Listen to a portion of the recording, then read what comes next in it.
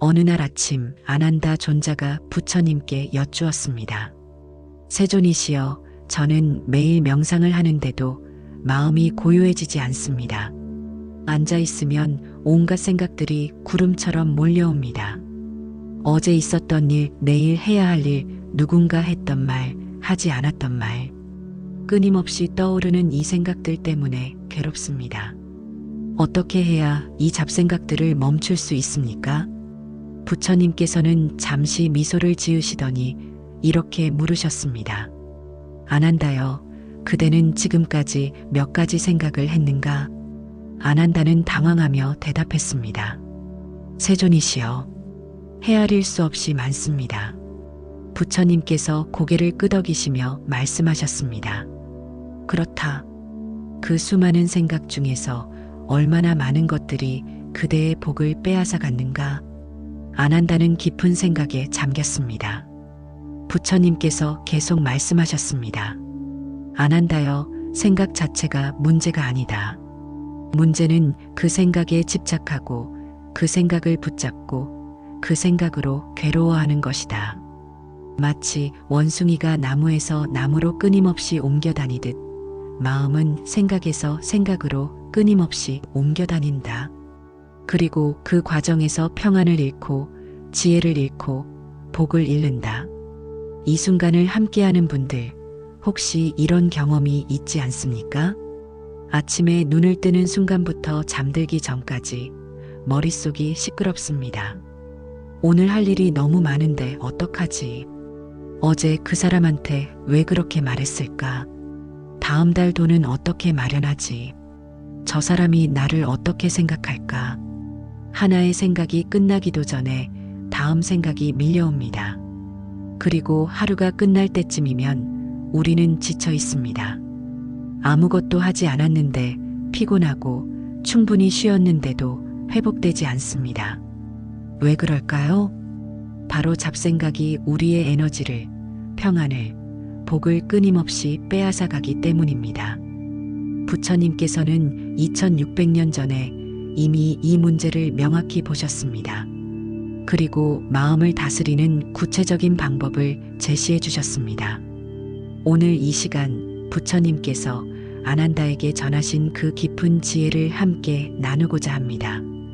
7가지 방법을 통해 우리의 마음을 고요히 하고 복을 지키는 길을 찾아가겠습니다.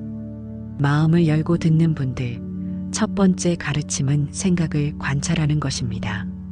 많은 분들이 잡생각과 싸우려고 합니다. 생각하지 말아야지, 생각하지 말아야지. 그런데 이렇게 애쓸수록 생각은 더 강해집니다.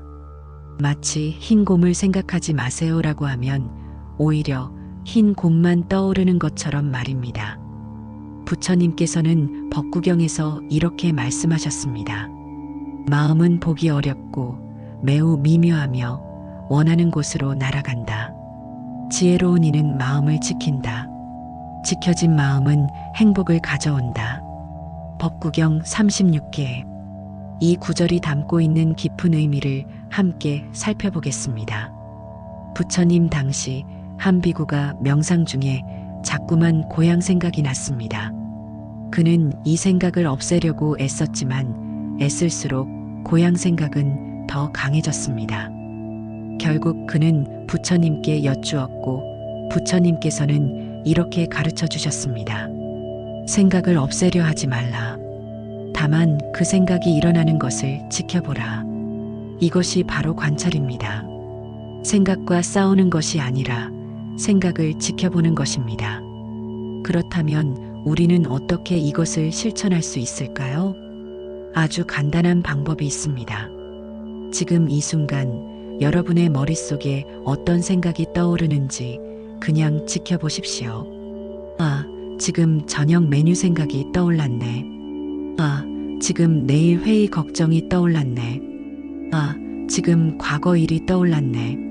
이렇게 이름을 붙여주는 것만으로도 생각과 나 사이에 공간이 생깁니다. 생각에 빠져드는 것이 아니라 생각을 바라보는 자가 되는 것입니다. 실제로 한 직장인이 이 방법을 실천했습니다. 출근길 지하철에서 늘 불안한 생각이 밀려왔는데 어느 날부터 이렇게 해봤습니다. 아, 지금 불안한 생각이 왔구나. 아, 지금 걱정이 떠올랐구나. 처음엔 어색했지만 점차 신기한 일이 일어났습니다.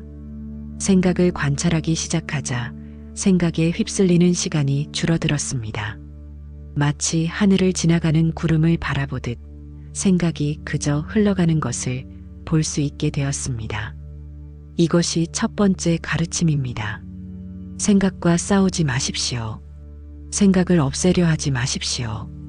다만 하늘을 지나가는 구름처럼 생각이 왔다가 가는 것을 그저 바라보십시오. 이것만으로도 잡생각이 복을 빼앗는 힘은 약해집니다. 그런데 관찰만으로는 충분하지 않습니다. 다음 단계로 나아가야 합니다. 이 순간을 함께하는 분들, 두 번째 가르침은 생각에 집착하지 않는 것입니다. 많은 사람들이 생각을 관찰하는 데까지는 성공합니다. 아, 지금 이런 생각이 떠올랐구나. 그런데 다음 순간 그 생각을 붙잡습니다. 그런데 그게 정말 문제야. 왜냐하면 그리고 다시 생각의 늪에 빠져듭니다. 부처님께서는 금강경에서 이렇게 말씀하셨습니다. 과거심도 얻을 수 없고 현재심도 얻을 수 없고 미래심도 얻을 수 없느니라. 금강경. 이 구절은 매우 깊은 의미를 담고 있습니다. 어느 날 덕산 선사가 떡 장수 할머니를 만났습니다. 선사가 떡을 사려 하자 할머니가 물었습니다. 스님, 금강경에 과거심도 얻을 수 없고 현재심도 얻을 수 없고 미래심도 얻을 수 없다고 했는데 그렇다면 스님은 어느 마음으로 이 떡을 점심으로 드시려 하십니까? 덕산 선사는 할 말을 잃었습니다. 왜 이 이야기가 중요할까요? 우리의 생각은 끊임없이 흐릅니다. 과거의 생각, 현재의 생각, 미래의 생각. 그런데 우리는 이 흐르는 생각을 붙잡으려 합니다. 저 사람이 그때 나한테 한 말 정말 화가 나. 내일 발표가 걱정돼. 실수하면 어떡하지? 10년 전 그 일만 생각하면 지금도 가슴이 아파. 이렇게 생각을 붙잡는 순간 우리는 자유를 잃습니다. 그렇다면 어떻게 집착하지 않을 수 있을까요? 핵심은 놓아주기입니다. 생각이 떠올랐을 때 이렇게 해보십시오. 이 생각도 곧 지나갈 것이다. 이것은 단지 생각일 뿐이다. 이 생각을 붙잡을 필요가 없다. 마치 강물이 흐르는 것을 바라보듯 생각이 흘러가도록 내버려 두는 것입니다. 한 어머니의 이야기를 나누겠습니다. 그녀는 성인이 된 아들 때문에 늘 마음이 불편했습니다. 왜 취직을 못할까? 다른 집 아들은 다 잘하는데 내가 뭘 잘못 키웠을까? 이런 생각이 하루에도 수십 번씩 떠올랐고 그때마다 그녀는 그 생각을 붙잡고 괴로워했습니다. 그러다 어느 날 절에서 이 가르침을 들었습니다. 집에 돌아와서 실천해 봤습니다. 아들 걱정이 떠오를 때마다 이렇게 말했습니다. 아, 또 걱정이 왔구나. 이것도 지나가겠지. 처음엔 쉽지 않았습니다. 하지만 며칠, 몇 주를 계속하자 놀라운 변화가 일어났습니다. 여전히 걱정은 떠올랐지만 그 걱정에 하루 종일 사로잡히지 않게 되었습니다. 생각이 와도 그냥 흘려보낼 수 있게 되었습니다. 그리고 마음에 여유가 생기니 오히려 아들과의 관계도 좋아졌습니다. 이것이 두 번째 가르침입니다. 생각을 붙잡지 마십시오. 과거의 생각, 미래의 걱정, 현재의 불안, 모두 흐르는 강물과 같습니다. 강물을 손으로 움켜쥐려 하면 물은 손가락 사이로 빠져나갑니다. 그냥 흐르도록 내버려 두십시오. 그것이 생각의 본성입니다. 이제 세 번째 가르침으로 나아가겠습니다. 고요를 찾는 이들이여, 세 번째 가르침은 호흡으로 돌아오는 것입니다. 생각을 관찰하고 집착하지 않는다 해도 마음은 여전히 불안정할 수 있습니다. 바람에 흔들리는 촛불처럼 어딘가 단단한 중심이 필요합니다. 그 중심이 바로 호흡입니다. 부처님께서는 대념처경에서 이렇게 말씀하셨습니다. 비구들이여, 숨을 들이쉴 때 나는 숨을 들이쉰다고 분명히 알고, 숨을 내쉴 때 나는 숨을 내쉰다고 분명히 안다. 이것이 몸에 대한 마음 챙김이다. 대념처경, 왜 하필 호흡일까요? 부처님 당시 한 제자가 여쭈었습니다. 세존이시여, 마음을 한 곳에 모으는 방법이 많은데 왜 특별히 호흡을 강조하십니까? 부처님께서 대답하셨습니다. 호흡은 항상 너와 함께 있다. 부자든 가난한 자든 젊은이든 노인이든 모두에게 호흡은 있다. 그리고 호흡은 지금 이 순간에만 존재한다. 과거의 호흡도 미래의 호흡도 없다. 오직 지금 이 순간의 호흡만이 있을 뿐이다. 이것이 호흡의 특별함입니다. 호흡은 과거로 갈 수 없고 미래로 갈 수 없습니다. 오직 지금 여기에만 존재합니다. 그래서 호흡에 집중하면 자연스럽게 현재 순간으로 돌아올 수 있습니다. 그렇다면 어떻게 호흡을 활용할 수 있을까요? 아주 간단합니다. 잡생각이 밀려올 때 호흡으로 돌아오십시오. 억지로 생각을 멈추려 하지 말고 그냥 호흡에 주의를 기울이십시오. 들숨이 들어오는 것을 느끼고 날숨이 나가는 것을 느끼십시오. 처음에는 몇 번의 호흡만 집중해도 좋습니다. 3번의 깊은 호흡, 그것만으로도 마음이 안정됩니다. 한 대학생의 경험을 나누겠습니다. 시험 기간이 되면 그는 극심한 불안에 시달렸습니다. 시험 망치면 어떡하지? 이번에도 못하면 어떡하지? 잡생각이 몰려오면 공부에 집중할 수 없었습니다. 그러다 이 방법을 알게 되었습니다. 공부하다가 불안한 생각이 밀려오면 잠시 멈추고 호흡에 집중했습니다. 들숨, 날숨, 들숨, 날숨. 단 1분만 이렇게 해도 마음이 조금 가라앉았습니다. 그리고 다시 공부로 돌아갈 수 있었습니다. 이것을 반복하자 놀라운 일이 일어났습니다. 잡생각이 줄어든 것은 물론이고 공부 효율도 훨씬 좋아졌습니다. 시험 결과도 이전보다 좋았습니다. 불안에 에너지를 쏟는 대신 현재에 집중할 수 있게 되었기 때문입니다. 이것이 3번째 가르침입니다. 호흡은 언제나 여러분과 함께 있습니다. 아침에 눈 뜰 때도, 밤에 잠들 때도, 일할 때도, 쉴 때도, 잡생각이 밀려올 때 호흡이라는 닻으로 돌아오십시오. 그 순간 여러분은 과거와 미래의 폭풍에서 벗어나 지금 이 순간의 평안으로 돌아올 것입니다. 그런데 호흡만으로도 부족할 때가 있습니다. 더 깊은 이해가 필요합니다. 평안을 구하는 이들이여, 4번째 가르침은 생각의 무상함을 인식하는 것입니다. 많은 분들이 생각을 너무 진지하게 받아들입니다. 이 생각은 정말 중요해. 이 걱정은 현실이 될 거야. 이 불안은 진짜야. 그런데 부처님께서는 생각의 본질을 다르게 보셨습니다. 부처님께서는 법구경에서 이렇게 말씀하셨습니다. 거품과 같고 아지랑이와 같다고 이 세상을 보라.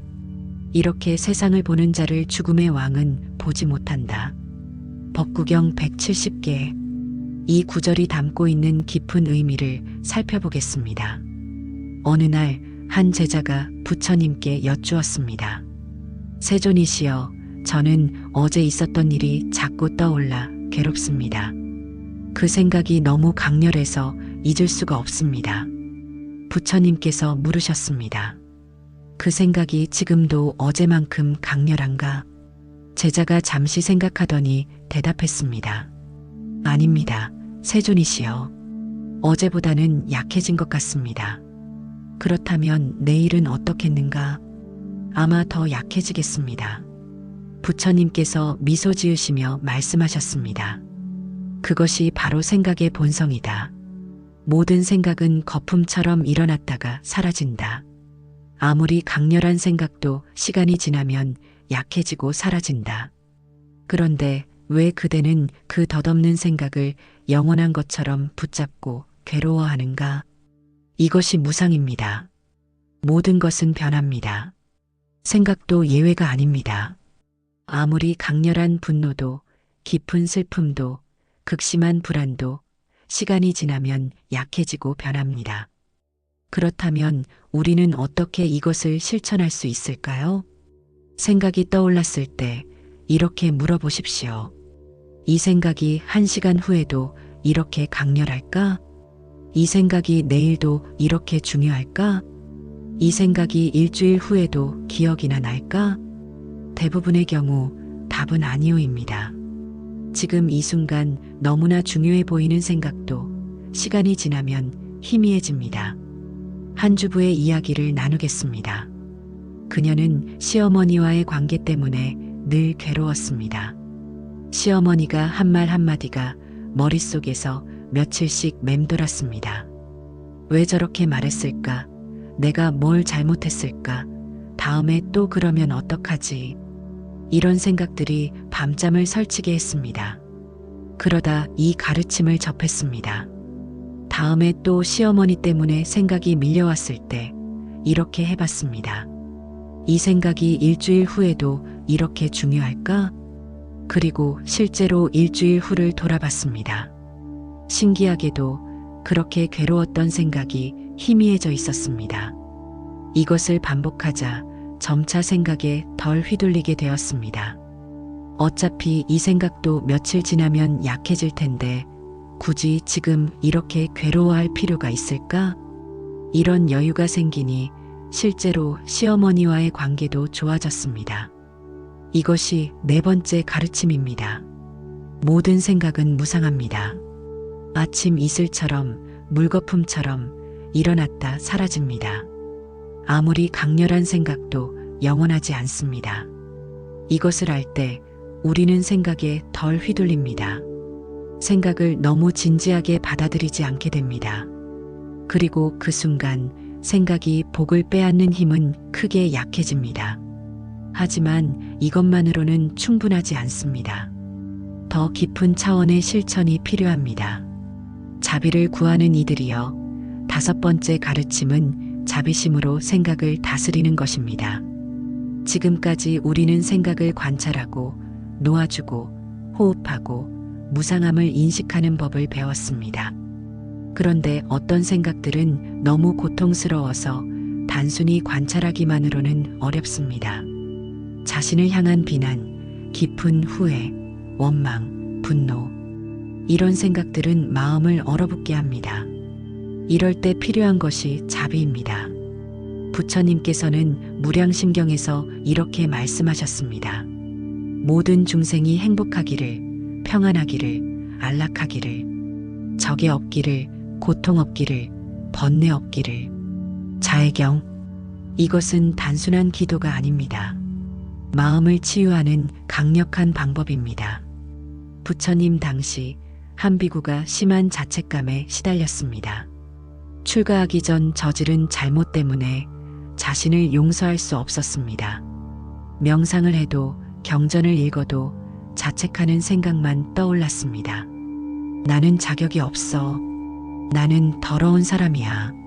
나는 깨달음을 얻을 수 없어. 결국 그는 부처님께 여쭈었습니다.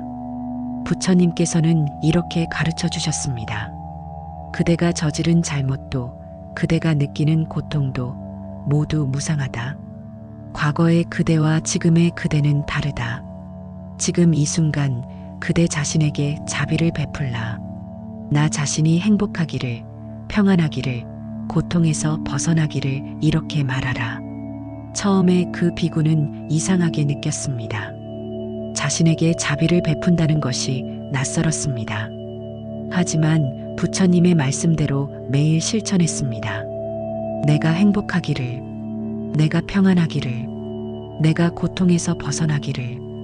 처음엔 입으로만 했지만 시간이 지나자 마음으로 느껴지기 시작했습니다. 그리고 어느 날 깊은 평안이 찾아왔습니다.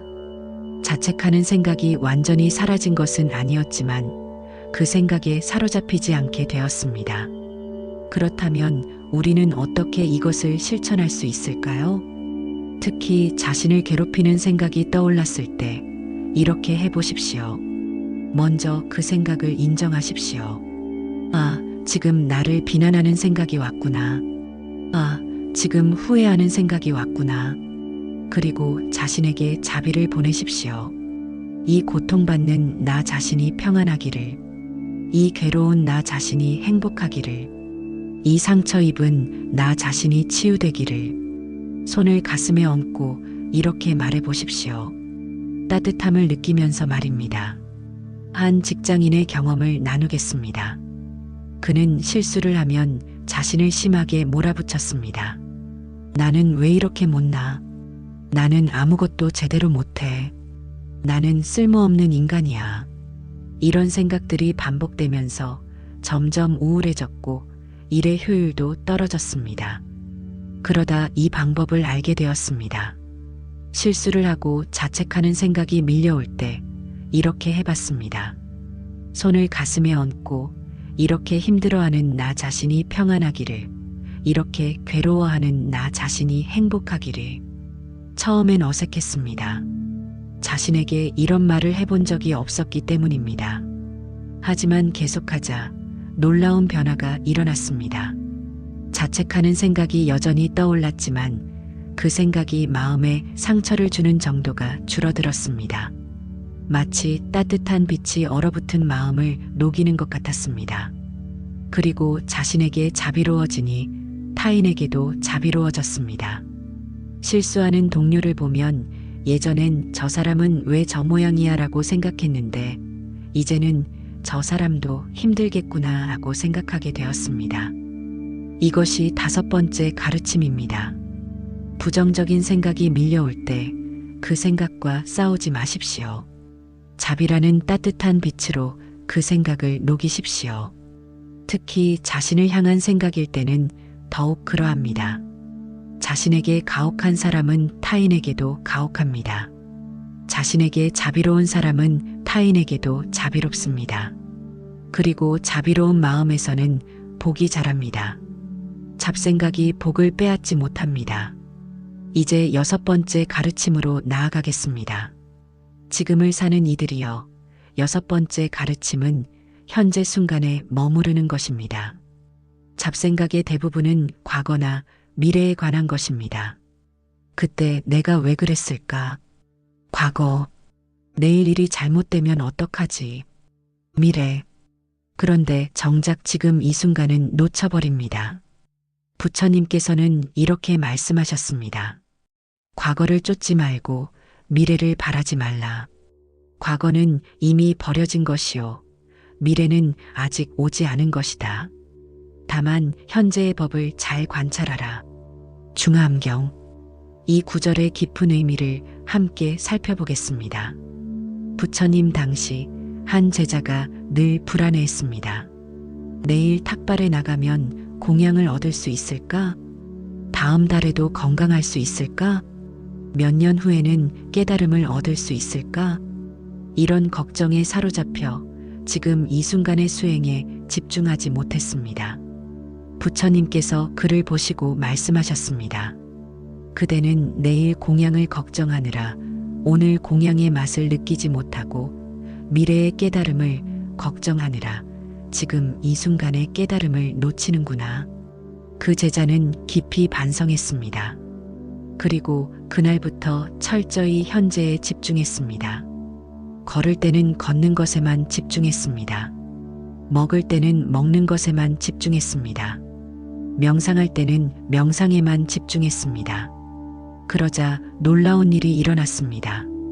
미래를 걱정하지 않는데도 모든 것이 잘 풀렸고 과거를 후회하지 않는데도 마음이 평안했습니다. 그리고 얼마 지나지 않아 깊은 깨달음을 얻었습니다. 그렇다면 우리는 어떻게 현재 순간에 머물 수 있을까요? 가장 간단한 방법은 감각에 집중하는 것입니다. 지금 이 순간 무엇이 보이십니까? 무엇이 들리십니까? 무엇이 느껴지십니까? 감각은 항상 현재에만 존재합니다. 과거의 소리, 미래의 촉감은 없습니다. 오직 지금 이 순간의 감각만이 있습니다. 예를 들어 설거지를 할 때도 현재에 머물 수 있습니다. 설거지를 하면서 빨리 끝내고 쉬어야지. 아까 그 일은 왜 그랬을까? 이렇게 생각하는 대신 물이 손에 닿는 감촉, 그릇의 매끄러운 표면, 비누 거품의 부드러움, 물 흐르는 소리, 이런 것들에 집중하는 것입니다. 한 승려의 이야기를 나누겠습니다. 그는 매일 많은 일과를 소화해야 했습니다. 예불, 청소, 공양, 법회 준비, 신도 상담 등 할 일이 많다 보니 항상 다음 일을 걱정했습니다. 청소할 때는 법회를 걱정하고 법회 준비할 때는 상담을 걱정했습니다. 그러다 보니 늘 피곤하고 스트레스를 받았습니다. 그러던 어느 날 한 노스님께서 말씀하셨습니다. 청소할 때는 청소만 하라. 그것이 수행이다. 처음엔 이해가 되지 않았습니다. 청소가 무슨 수행이란 말인가? 하지만 실천해 봤습니다. 청소할 때 다음 일을 생각하지 않고 오직 청소에만 집중했습니다. 빗자루가 바닥을 쓸어내는 소리, 먼지가 한쪽으로 모이는 모습, 깨끗해지는 바닥, 이런 것들을 온전히 경험했습니다. 신기하게도 이렇게 하니 일이 더 빨리 끝났습니다. 그리고 일을 마쳤을 때 피곤하지 않고 오히려 상쾌했습니다. 더 놀라운 것은 이것이 다른 일에도 적용되었다는 것입니다. 법회를 준비할 때도 상담을 할 때도 오직 그 일에만 집중했습니다. 그러자 모든 일이 수행이 되었고 하루하루가 평안해졌습니다. 이것이 6번째 가르침입니다. 과거를 붙잡지 마십시오. 미래를 걱정하지 마십시오. 오직 지금 이 순간에 머무르십시오. 지금 이 순간이 바로 여러분이 살 수 있는 유일한 순간입니다. 과거는 이미 지나갔고 미래는 아직 오지 않았습니다. 오직 현재만이 실제합니다. 그리고 현재 순간에 온전히 머물 때 잡생각은 힘을 잃습니다. 복은 지켜지고 평안은 찾아옵니다. 이제 마지막 7번째 가르침으로 나아가겠습니다. 실천하는 이들이여, 7번째이자 마지막 가르침은 일상에서의 실천입니다. 지금까지 우리는 6가지 깊은 가르침을 나누었습니다. 그런데 이 모든 것은 실천할 때만 의미가 있습니다. 아무리 좋은 가르침도 실천하지 않으면 그림의 떡입니다. 부처님께서는 법구경에서 이렇게 말씀하셨습니다. 1000개의 말을 듣는 것보다 한마디라도 실천하는 것이 낫다. 법구경 100개. 이 구절의 의미를 깊이 새겨보겠습니다. 부처님 당시 한 학식 높은 바라문이 부처님을 찾아왔습니다. 그는 수많은 경전을 외우고 있었고 모든 철학에 통달해 있었습니다. 자랑스럽게 자신의 지식을 늘어놓은 후 이렇게 말했습니다. 저는 모든 가르침을 알고 있습니다. 이제 깨달음만 남았습니다. 부처님께서 물으셨습니다. 그대가 아는 것 중에 실천한 것은 무엇인가? 바라문은 침묵했습니다. 부처님께서 계속 말씀하셨습니다. 지식은 짐일 뿐이다. 실천이 없는 지식은 죽은 지식이다. 한 가지라도 제대로 실천하는 것이 100가지를 아는 것보다 낫다. 그 바라문은 깊이 부끄러워했고 그날부터 실천에 집중했습니다. 그렇다면 우리는 어떻게 일상에서 이것들을 실천할 수 있을까요? 한꺼번에 모든 것을 하려고 하지 마십시오. 그것은 오히려 부담이 되고 실천을 방해합니다. 대신 이렇게 해보십시오. 아침에 일어나면 오늘 하루 하나만 실천하기로 결심하십시오. 오늘은 생각 관찰하기, 내일은 호흡으로 돌아오기, 모레는 자비 실천하기. 이렇게 하루에 하나씩만 집중하십시오. 그리고 그날 저녁 잠들기 전에 되돌아보십시오. 오늘 나는 몇 번이나 생각을 관찰했는가? 오늘 나는 몇 번이나 호흡으로 돌아왔는가? 처음엔 한두 번에 불과할 것입니다. 하지만 그것으로 충분합니다. 중요한 것은 완벽함이 아니라 꾸준함입니다. 한 주부의 이야기로 마무리하겠습니다. 그녀는 새 아이를 키우는 바쁜 엄마였습니다. 아침에 일어나면 저녁까지 쉴 틈이 없었습니다. 아이들 밥 먹이고 학교 보내고 청소하고 빨래하고 장 보고 저녁 준비하고 하루 종일 잡생각에 시달렸습니다. 큰애는 공부를 왜 안 하지? 둘째는 친구 관계가 걱정이야. 셋째는 왜 이렇게 말을 안 들을까? 그러다 이 가르침들을 알게 되었습니다. 처음엔 어떻게 실천해야 할지 막막했습니다. 명상할 시간도 없는데 어떻게 실천하지? 하지만 작게 시작했습니다. 아침에 일어나서 아이들 깨우기 전 단 3분만 호흡에 집중했습니다. 설거지할 때는 생각을 관찰하려 노력했습니다. 아, 지금 큰애 걱정이 떠올랐구나. 아이들이 말썽 부릴 때는 자비를 실천하려 했습니다. 이 힘들어하는 나 자신이 평안하기를, 이 어린아이가 행복하기를. 완벽하지 않았습니다.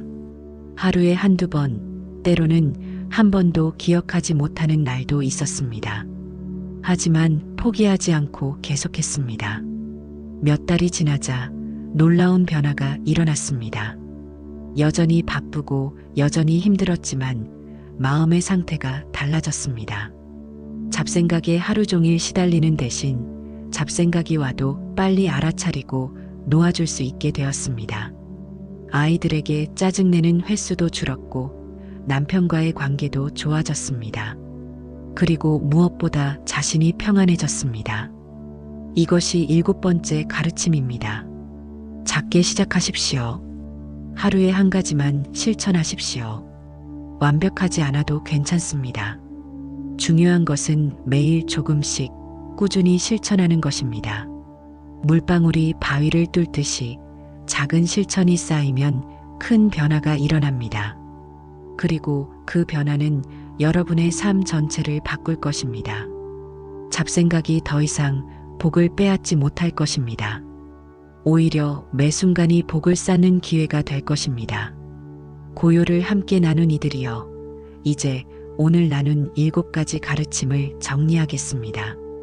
첫 번째, 생각을 관찰하십시오. 생각과 싸우지 말고 하늘의 구름처럼 바라보십시오. 두 번째, 생각에 집착하지 마십시오. 흐르는 강물처럼 생각이 흘러가도록 내버려 두십시오. 세 번째, 호흡으로 돌아오십시오. 잡생각이 밀려올 때 숨결이라는 고요한 닻에 머무르십시오.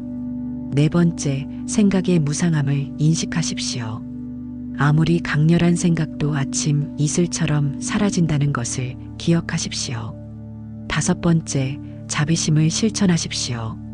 부정적인 생각을 자비라는 따뜻한 빛으로 녹이십시오. 여섯 번째, 현재 순간에 머무르십시오. 과거와 미래를 놓고 지금 이 순간이라는 영원한 집으로 돌아오십시오. 일곱 번째, 일상에서 실천하십시오. 하루에 한 가지씩 작게 시작하여 꾸준히 실천하십시오. 부처님께서 아난다에게 전하신 가르침은 결국 이것입니다. 잡생각은 내가 만든 것이고 내가 키운 것이며 내가 놓아줄 수 있는 것이다. 우리는 생각을 통제할 수 없습니다. 생각은 저절로 떠오릅니다. 하지만 그 생각을 어떻게 대할지는 선택할 수 있습니다. 붙잡을 것인가, 놓아줄 것인가, 집착할 것인가, 자유로울 것인가, 괴로워할 것인가, 평안할 것인가. 이것은 우리의 선택입니다. 그리고 이 선택이 우리의 복을 결정합니다. 오늘 이 가르침이 여러분의 삶에 작은 평안이 되기를, 작은 빛이 되기를 기원합니다. 이 영상이 도움이 되셨다면 좋아요와 구독으로 응원해 주시고 댓글로 여러분의 경험을 나누어 주십시오. 여러분의 이야기가 다른 분들에게 큰 힘이 됩니다. 부처님의 자비가 여러분과 함께 하시기를, 여러분의 마음이 고요하기를, 여러분의 삶이 평안하기를 기원합니다. 앞장